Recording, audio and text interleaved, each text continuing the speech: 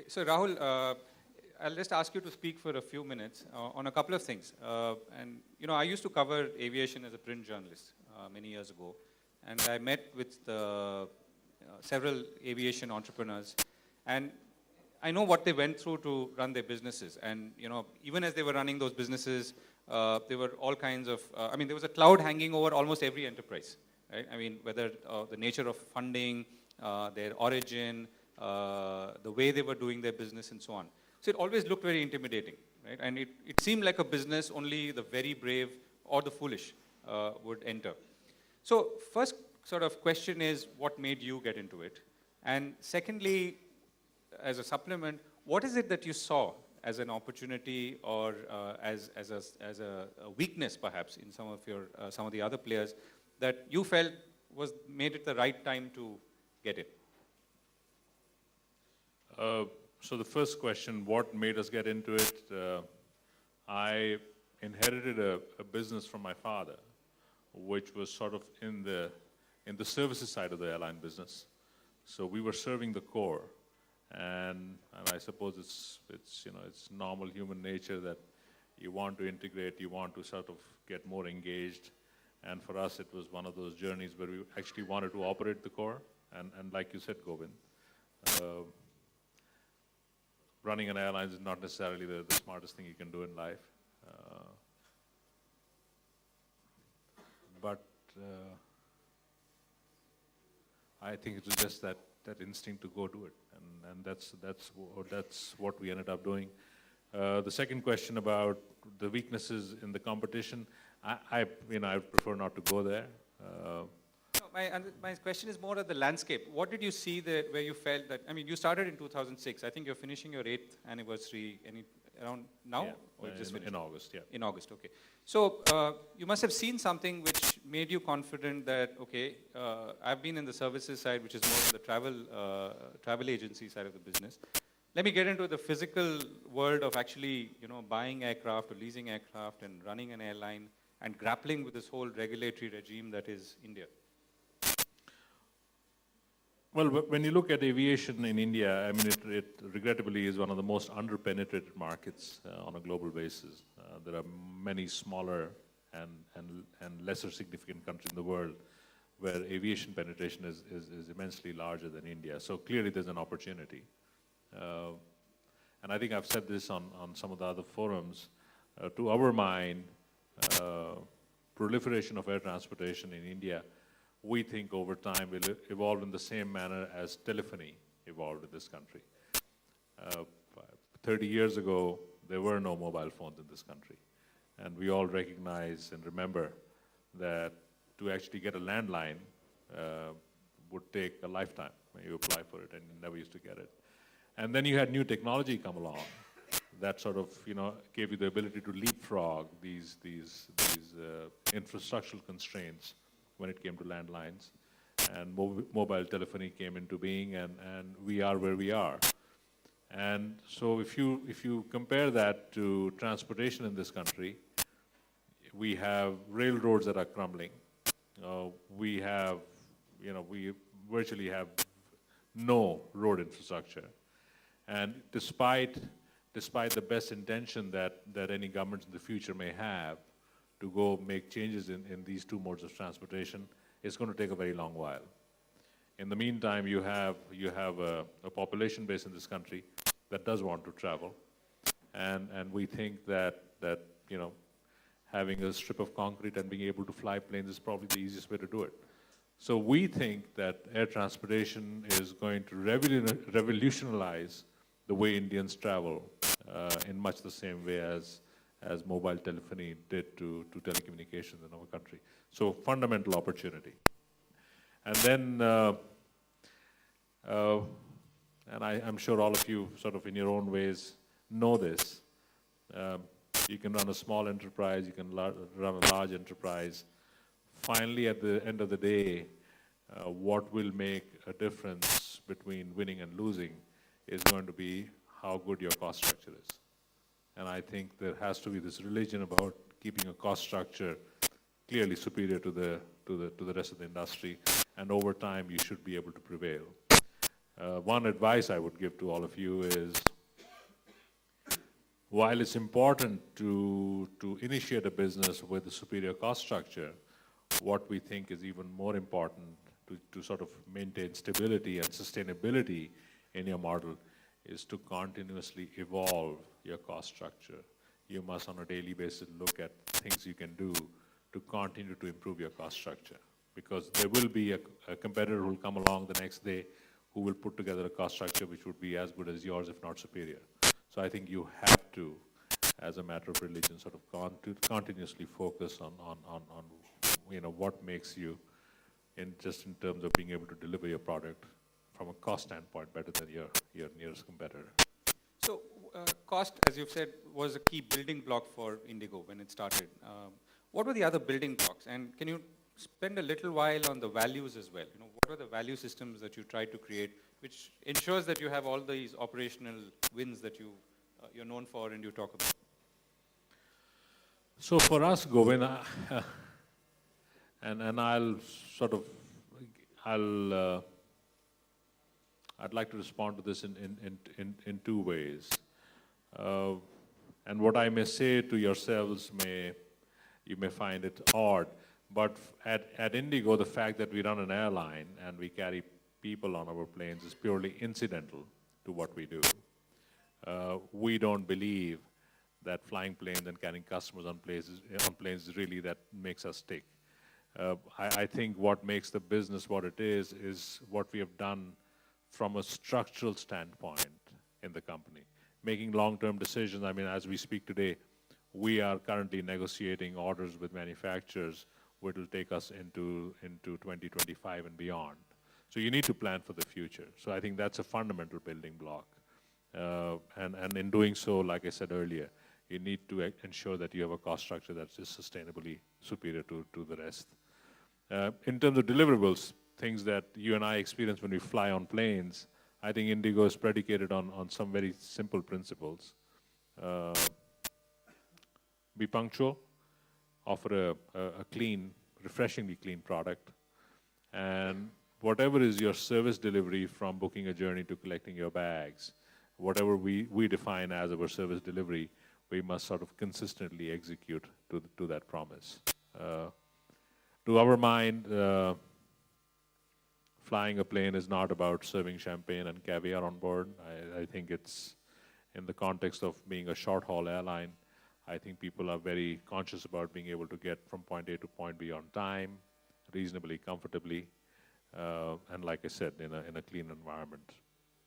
What about the people? I mean, the objectives are fine, and but achieving them on a daily basis is a challenge, right? Because the culture is really what defines the way you would respond to a situation, would define the way you innovate, and that's really innovation down the line. It's not just innovation at the CEO level. Tell us a little bit about that. So I think at Indigo we spend an enormous amount of time on the people side of the business.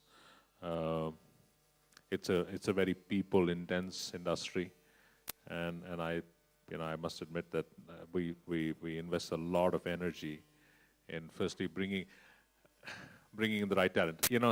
Again, it's simple stuff, but we believe that finding individuals who have the basic competence of doing their job, we think is a reality. But to find individuals who not only have that competence, but also have this passion for excellence, of going beyond the normal, we think that combination is not that easy.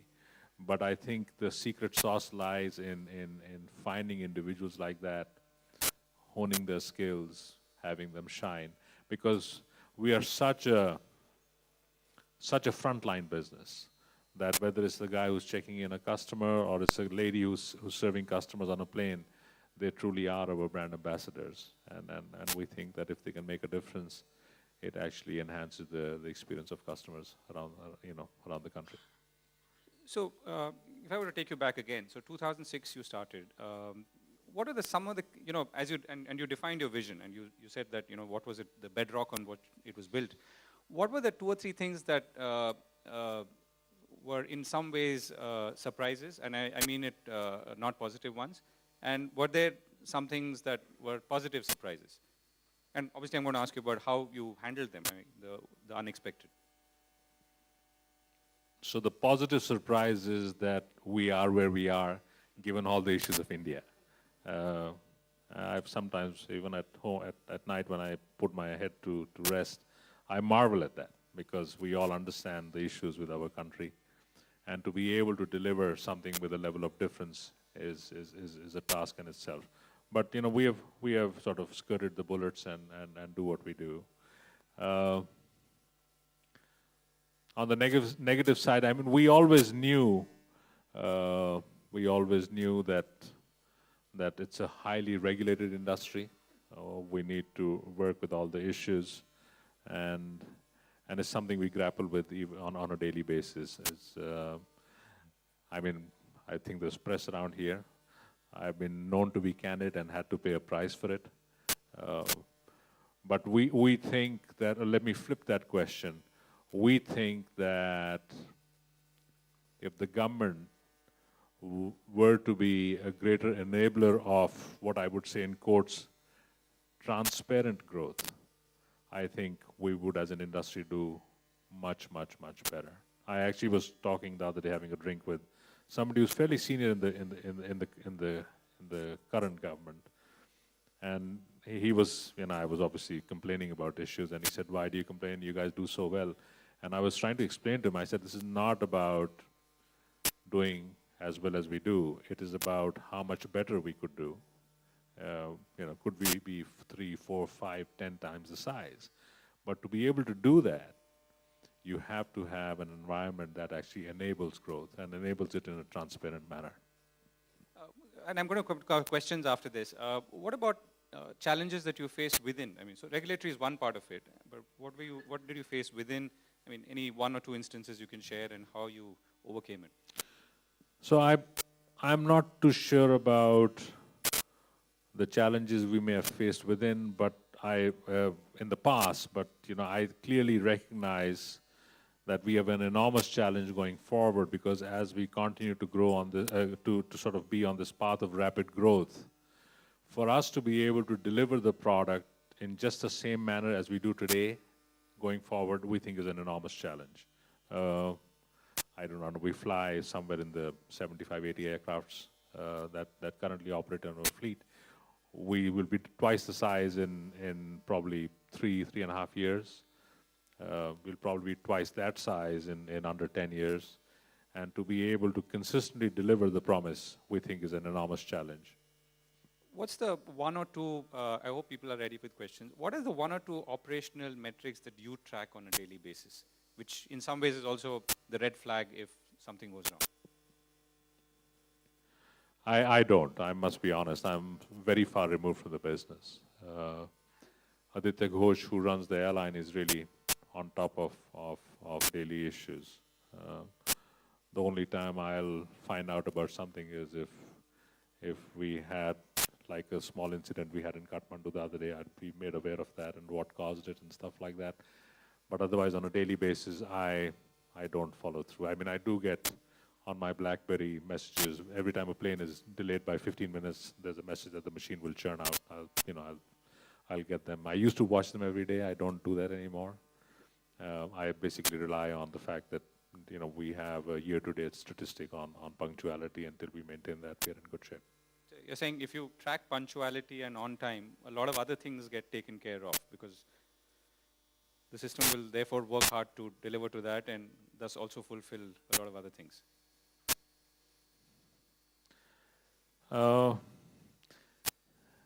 Yeah, Govind, I must admit, I do think I'm sort of quite removed from the business.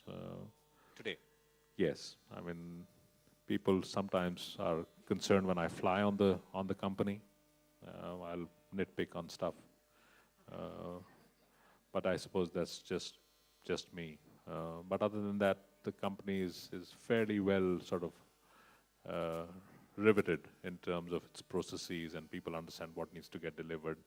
And mind you, some of the key management of the company has been there since the very beginning. So they have been the architects of what we have today. Okay, questions? Yes.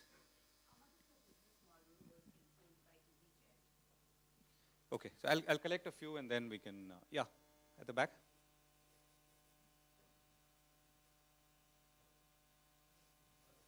Am I audible? Yeah. I'm Geetesh from Indore. Sir, would you like to share some mantras on managing people? You like to delegate a lot of work. And second part of it is, would you like to share or give some advice to young entrepreneurs on managing people? Okay, more questions? No. Yeah.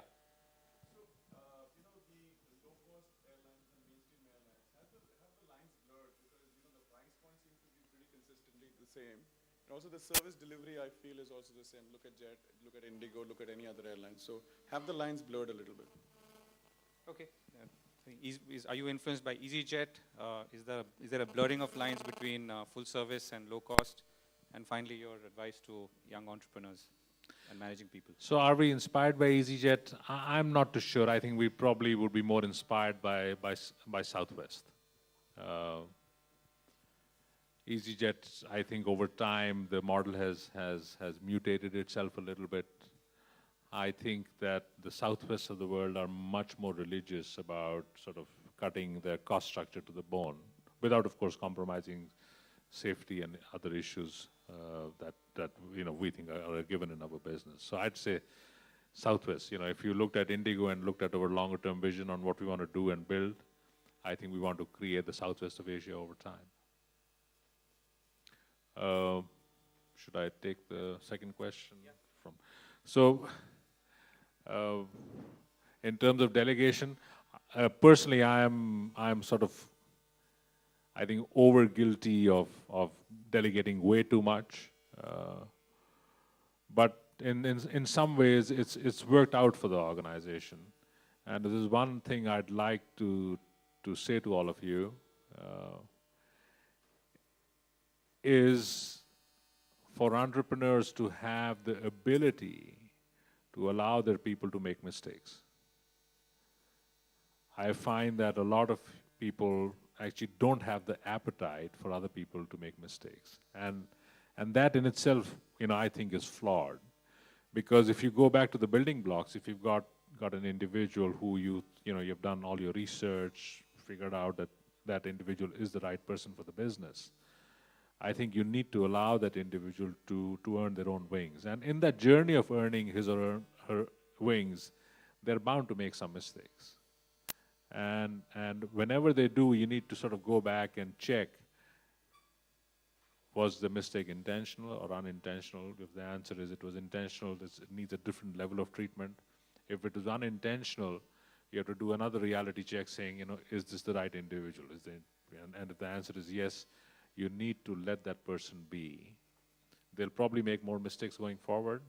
But I think if you've got the right human being, the right individual at the job, and if they are assured that the management of the company trusts them for who they are and how they work and are not judgmental about their mistakes, I think over time you will create people who actually will be lethal in what they do.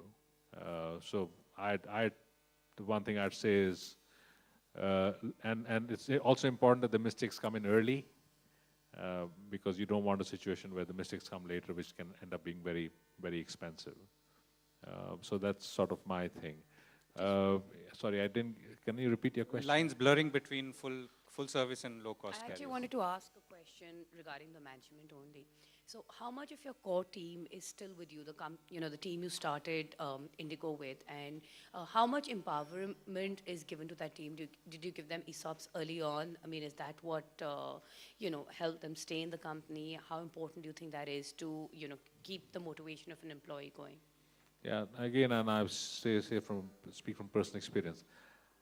I think that people stay for more than just money. I think if people think that people stay for ESOPs, I think they've got it completely wrong. You have to have a bond of sorts which goes beyond money. I'll give you a small example.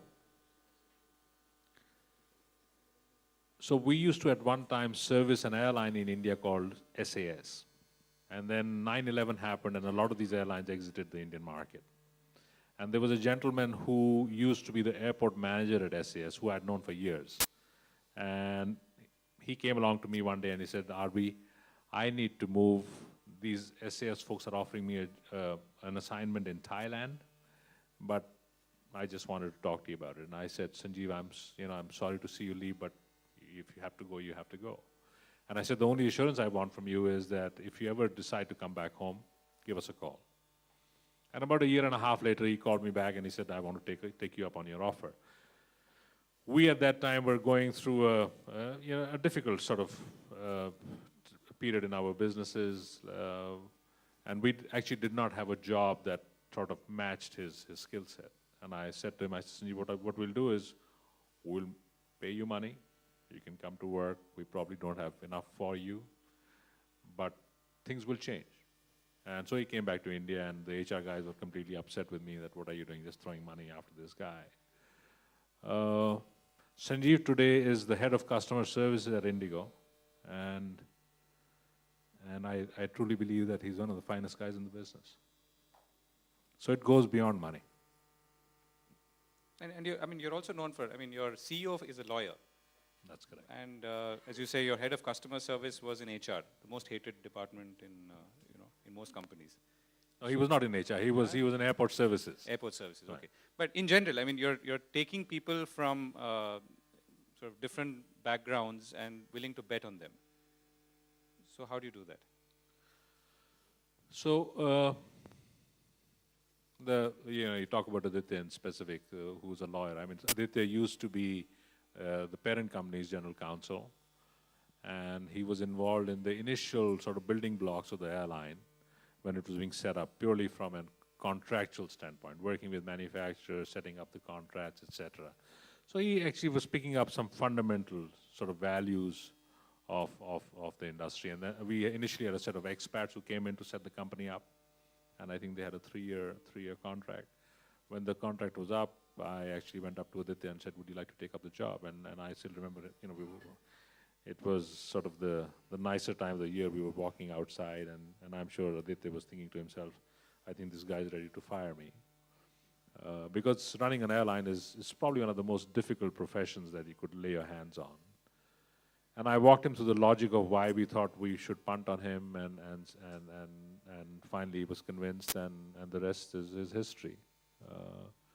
He's one of the youngest CEOs in the world. Works an enormous lot, travels an enormous lot, got phenomenal leadership skills, motivates people, and truly puts out an airline that I think this country needs to be proud of.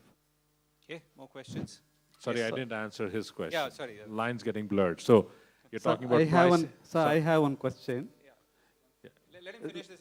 Let him finish this answer. Okay. So when you talk about blurring lines, are you talking about price points or service delivery?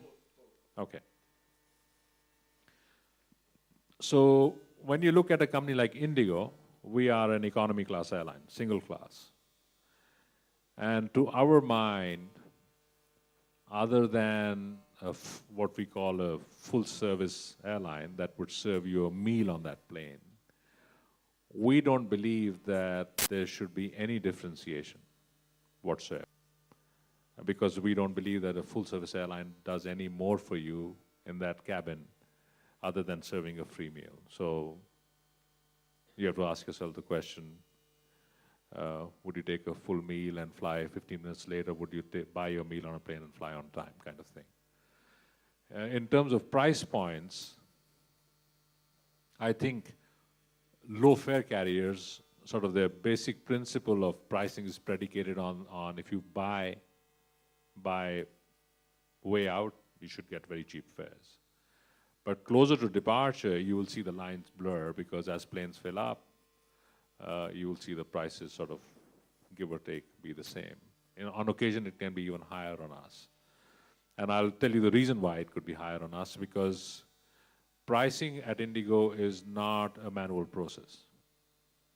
It's fully automated. Over the last 7 or 8 years, the machines have built artificial intelligence on how they want to price the product.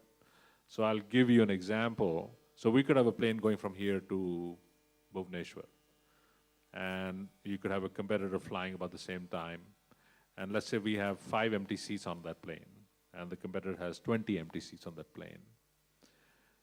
you may find that our remaining seats on offer are actually priced higher than the competitor, because the machine over the last 7 or 8 years has developed this artificial intelligence to figure out that it can potentially be able to sell those 5 seats at that price, that the machine is determining it for itself. Because they'll look at how that flight has performed day in, day out, every single day for the last 10 years. And it will make that determination. So it is without the touch of a human hand. Whereas the other company, because it has more seats, it may be able to, may want to sell it at a cheaper price. So it's all about how you manage your yield. Having said that, if you take the flip side, if you went 3 months out, I think you'll find fares on us significantly cheaper than the competition. So you're saying 3 factors, historical load factor, existing capacity, versus the floating price. That's correct. That's what the machine is calculating also.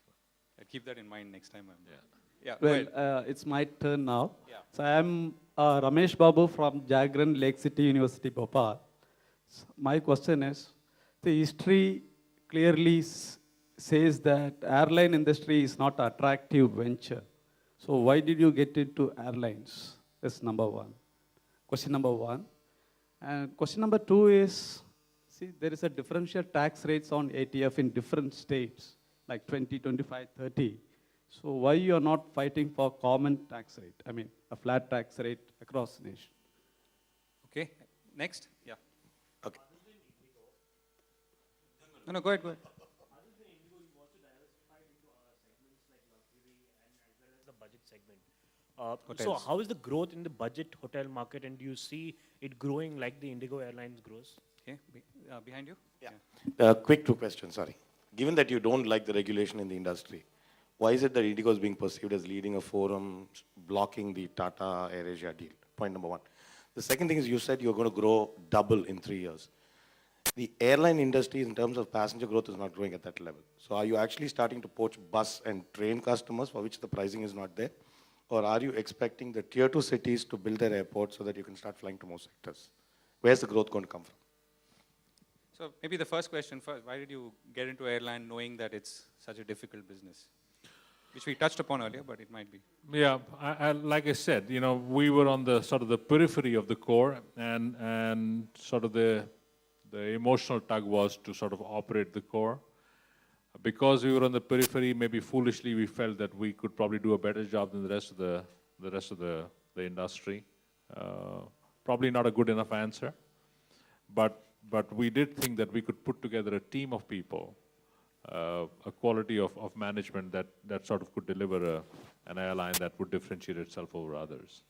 You also met Rakesh Gangwal somewhere in some corridor, and then... That is correct. I mean, Rakesh is fundamental to Indigo. I don't think this company would be what it is without him. And I've known Rakesh for many years, well before the airline started. And then I had sort of committed to myself that if he ever did an airline, I'd want him to be fundamentally involved with the business. I think the question was about how are you mapping your growth? If you're saying that you're going to double, you're predicating it on passenger growth, which doesn't seem to be there. So, that's right? Is that your question? Exactly. But the passenger growth you're seeing, I mean, your comment about passenger growth not being there is sort of, is a short period of time. If you sort of map the last 10 years, there has been growth. And if you map the next 10 years, there's bound to be growth. There's no question in our mind. But in that growth, you will see some blips, and you have to just ride them out. But if somebody was to say, with whatever, 130 crores, 140 crores worth of population base, should this country be only flying 300 or 400 aircraft? It just doesn't make sense. Tata AirAsia, I knew that question would come, and I'm very delighted to answer that. Our issue is, well, firstly, on this score, I speak on behalf of the industry, because as you must have read in the newspapers. And at Indigo, we love competition. We're very pleased about that. As an industry, what the industry is saying, and if you read through the papers, is the issue is not about introduction of competitors. The whole issue is around how government policy is being subverted to make accommodation for new carriers. We have I don't think the industry has any objection at all to whether it's a Tata AirAsia or Tata SIA or 20 other companies. Our principal issue is the government came up with a policy which stated that the industry in India was ailing, it was losing money, it needed foreign investment in the form of foreign airlines investing in the industry to prop it up. So if you take that, and that's sort of all documented, it's sort of internal government papers. So if you take that as being the principle of allowing foreign airlines to invest in India, how do you then sort of go out and start greenfield projects which actually will fly in the face of that logic of trying to help existing airlines, companies that are suffering? So it actually sort of goes completely contrary to what the initial principle of the decision was. So I think it's a little bit like people get together, they decide they want to go to Istanbul, and then they want to go to, the next thing you know is they're in Vancouver, and somebody says, how did you make that happen? Well, we just, along the way, decided we want to go do this. And I think the whole fundamental issue is, we talked about going to Istanbul, not about going to Vancouver, so let's talk about that. And I think the whole issue that's right now in the courts is, airlines are saying, why doesn't the government go back? And the government can take a policy tomorrow, stating that they are okay with greenfield projects, but make that a clean, transparent policy. You cannot have one policy and then sort of take off in a different direction. Okay, I think there was a question about your entry into budget hotels, IBIS. Yes, IBIS. I think, so this is, so if you look at the demographic that Indigo sort of reaches out to, which is, the growing middle class, the young Indians who sort of are coming to the workforce, who aspire to fly, travel, etc. We think that there's an opportunity to offer them a travel experience, which includes, of course, air transportation, lodging, maybe other things. And I think if you take that in that context, a hotel like an IBIS actually fits very cleanly alongside an Indigo. Offering great value for money, give or take, and in smaller cities probably as low as $30 or $40 a night. In the bigger cities it could be more like 70 or 80. But again, offer a clean experience, a very comfortable bed, and a very functional hotel, single F&B outlet. We think that has great promise in this country. Of course, we think aviation is highly regulated. I think building hotels in this country is a huge challenge in itself. Just getting approval, land approvals, all that stuff, it takes forever. But somebody will own that space over time, and we certainly want to punt on it too. Okay, more questions?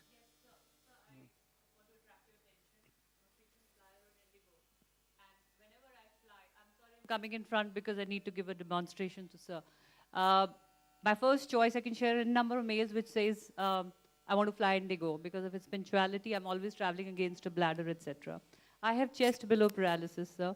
I have realized that aviation industry, and now that I'm directly in conversation with you, Indigo, when Indigo came, it was a respite because you have ramps. We can board and deboard.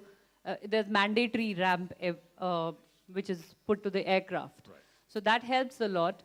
But still there is a myth that wheelchair passengers or guests are only those who can walk a little, and the staff is not sensitized towards the people who don't walk at all. For example, I do not walk at all, so the wheelchair staff is not sensitized or trained to transfer a person with spinal cord injury. I know the frequency of flyers like us is very less, but nonetheless, there is, even if there is one, they should know, one request. So that area really needs to be looked at. And when they're transferring a person who does not walk, that person turns into luggage. So their language has to be really, really toned, because inhe wahan dal do, wahan rakh do. So rakh do, dal do is not the word to be used You know, that is another request, and it genuinely happens every time, so that needs to be looked at. And third and foremost, which is most important, I'll just, can I just give this, so for a person like me, can one of you help me, please? Can you hold the mic? And so for a person like me to use the toilets at the airport while I'm waiting and I've already checked in, I need a wheelchair which has stable brakes so that this chair doesn't move, because I shift on my own in a wheelchair, and I need these side things for my side transfer. Not a single wheelchair is designed or used, not even one. Even when we report to the special assistance counter, not even one is available which can be used by a person in paraplegia or with chest below paralysis. And the third thing which I like to attract your attention, Jen, can you help me? Can you come behind? Can you raise the front wheels of this wheelchair? Yes, tilt it more. So when we are climbing onto the ramp, the legs, because I have nothing on the legs, they always fall back and hit the floor. Even when I'm boarding the bus, because they don't have this one mandatory belt on that. So these little things, if given attention, will make it more. Well, firstly, I apologize. Obviously, No, we need to improve in appreciate this the area. punctuality, the courtesy, the hospitality. That's my first choice, sir. There's no argument on that. But just a little sensitivity towards people who cannot walk at all, because the concept is not there. Message taken, and I will take your coordinates, and somebody will be in touch with you on Tuesday morning. And we'll sort of make sure that that gets sorted out.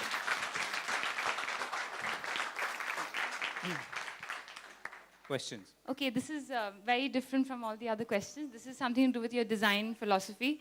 I fly Indigo very frequently, I mean, whenever.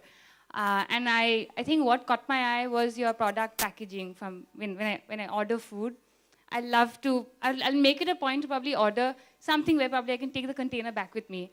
And I just love the whole way you've put it across. I'd like to know from your side, what was your philosophy when you kind of built this whole thing? So, actually, the whole Indigo brand thing started when we initially took that, what we call the dot plane. I bumped into two guys, two young chaps. One of them used to be a design guy at O&M, who was just a technical guy. And then he had this other partner of his who used to do all the sales and marketing for the two of them.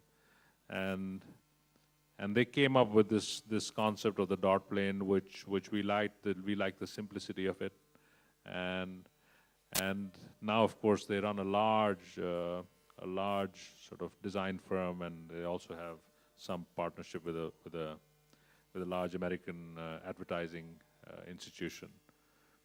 And Sunil, who's the design guy, I mean, he's been involved with the Indigo thing right from day one. It's something that's close to my heart, so I've been working very closely with him over the years. And packaging to us is important in many ways. One, it differentiates us from the others, and you can see nowadays it amuses us that people have started to copy it. That's in many ways vindication that you're doing something right. But interestingly, and this is probably something I should not be saying to the group, but just for you to know. So we could take cashew nuts, 50 grams of cashew nuts, and put them in some sort of a sealed foiled thing, and let's say sell it for 50 rupees. I'm not sure with the numbers, but this is a mathematical example. And then we could take the same sachet of cashew nuts, put them in a tin, and the tin may cost us 10 rupees. It's interesting that suddenly that customer is prepared to pay 100 rupees for that thing. So our cost actually has gone up from let's say 40 to 50. But our return on that cost has gone up from 50 to 100. So suddenly we're making a larger margin.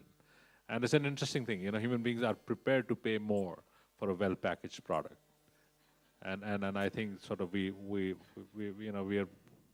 I don't think we are where we should be, but we're getting cleverer by the day. Okay, last couple of questions. Anyone? Was there someone at the back? I thought, no, okay. Good, so Rahul, what lies ahead? I mean, I know you've talked about how you intend to double, but how are you mapping this process of growth? What are you doing to, I mean, I'm not saying operationally because you have a team doing that, but how are you mentally or otherwise gearing up for this phase? Well, like I said to you, we are sort of, as we speak right now, we are working to sort of the next phase of growth in the business in terms of induction of aircraft. Our current order book, if I'm not mistaken, I mean, we've probably taken delivery of, give or take, 95 planes out of the initial order of 100. We currently have 280 aircraft on order, of which we've taken 95 off. We'll probably burn the rest through the rest of the decade. We need to start planning for 20. And incidentally, the order book that we have on order right now was supposed to take us through 2025. But obviously, we have accelerated growth, and we think that we'll run out of planes by the end of this decade, which in the airline business is not a long time. We're in 2014, 6 years in the airline business is like tomorrow morning. So we are focusing right now on what we need to do going into the next decade that will sort of keep us ahead of the pack. So that takes some amount of sort of strategic sort of thinking between a few people in the company. And at an operational level, like I said to you earlier, I think we have to be very focused on being able to deliver the product consistently over the next few years. And are you looking at more extensions? I mean, IBIS being one extension of your brand or service capability. Is there anything else on the anvil? For the moment, not. I mean, we launched an aviation training joint venture recently with CAE. We have aircraft simulators just outside of Delhi that we operate. It's the largest facility of its kind in India. But yeah, I think we are waiting for the next big fix. What it is, when it'll be, we don't know yet. Okay, last question, yes.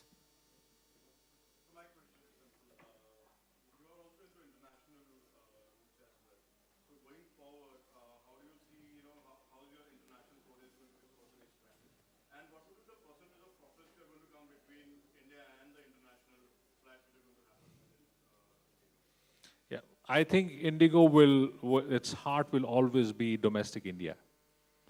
We'll fly internationally, but we'll fly within the region. We don't think that Indigo is going to, for the foreseeable future, be flying planes other than the type it flies. So the capability of the plane is, let's say, five-hour radius out of India. So that limits us to what we can do in the region. And wherever there will be economic opportunity, we will actually exploit it. But I think, and I go back to that large under-penetrated market of this country, I think there's so much to be done. More recently, we launched new service to Varanasi some weeks ago.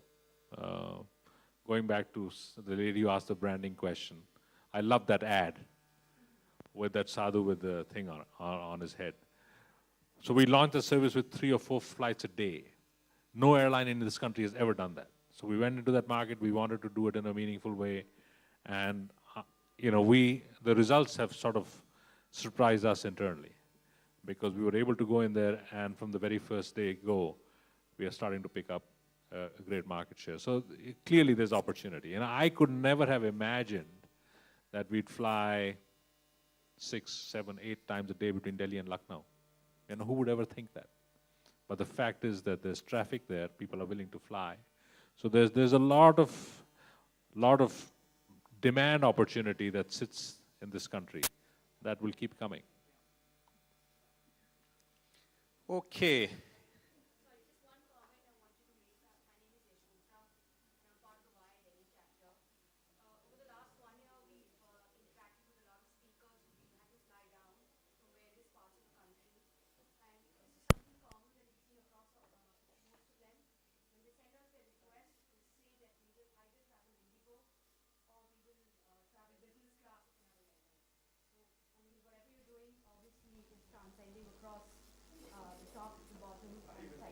They don't say I won't travel at all. Huh? Either I'll travel, leave, or nothing else dramatic. Thank you. Okay, thank you very much. I think, thank you, Rahul, for being patient and Perfect. staying on for the extended session. Thank you.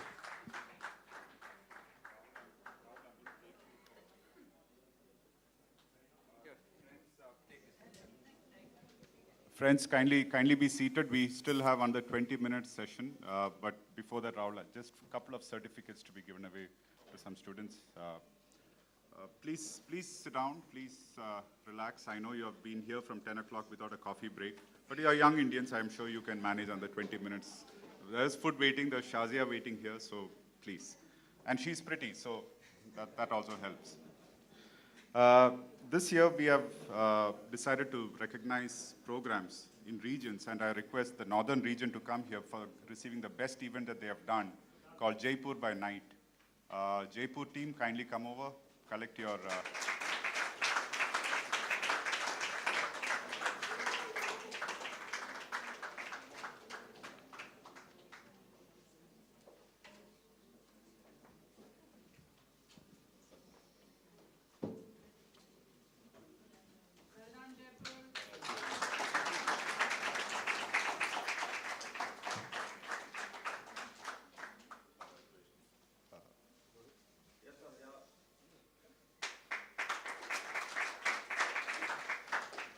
For South, we had a tough call, and we have a joint status here. We had a tough choice. We have Kochi with a Horn Not Okay Please campaign, and Coimbatore Vida, and Coimbatore with Coimbatore Vida. So request both Purush, Namrata to kindly come over. Just to give a perspective, Horn Not Okay, as the word sounds, is Horn Not Okay. It's not Horn Okay Please.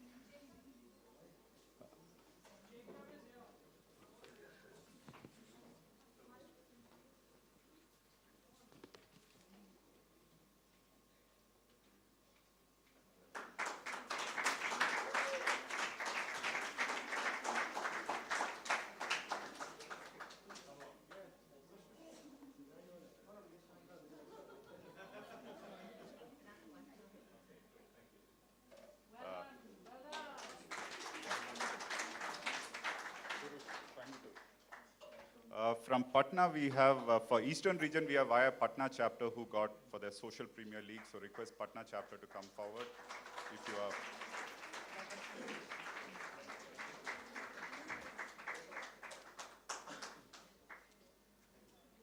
And for Western region, we goes to two chapters via Indore and via Bhopal.